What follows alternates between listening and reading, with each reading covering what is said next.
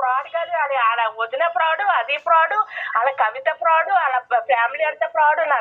నా డబ్బులన్నీ తీసుకుని ఒక ఇల్లు స్థలము అమ్మించేసి తీసుకున్నారు డబ్బులే కదా మనకి రిజిస్ట్రేషన్ అప్పుడు తీసుకున్నాను. నేను అలాగే వచ్చేది. కాకపోతే ఒకటి నాకు నచ్చింది ఏంటంటే నా భర్త రామూలు సత్యనారాయణ చెప్పిన మాట ఏంటంటే ఈ అమ్మాయి ఎవరో తెలదు. అంటే నువ్వు ఇక్కడికి వస్తున్నట్టు ఎవరైనా చెప్పారేమో మరి. అలాగే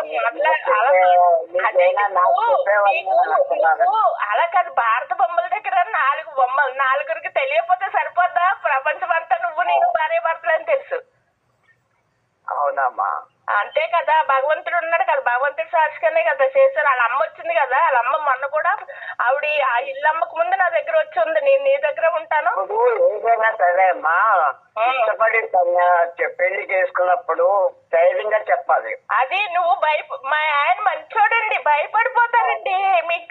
మీకు తెలుసు, చిన్నప్పటి నుంచి చూస్తున్నారు మా ఆయన. ఏంటంటే ఆయనకి చాలా బిడియం ఎక్కువ.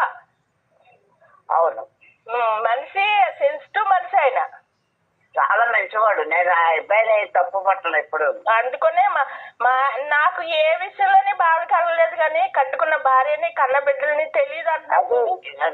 ధైర్యంగా చెప్పగల కెపాసిటీ ఉండాలి. నువ్వు వాళ్ళకి భయపడిపోవడం. ఆ అబ్బాయి కట్టుకున్నప్పుడు తెలీదా?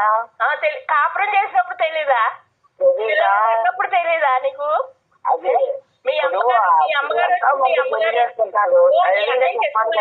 మీరు కంసాల్లో అయిపోతే మీ అన్నయ్యకి ఇష్టం లేదు, మీ అన్నయ్యకి ఇష్టం లేదు, మీ ఓడికి ఇష్టం. మరి నా డబ్బు ఇష్టమా మీ అన్నయ్యకే అన్నప్పుడు? మా ఇంట్లో కూడా మా అన్నయ్య గారి అమ్మాయి ఒక క్రిస్టియన్ అబ్బాయిని పెళ్లి చేసుకుంటారు.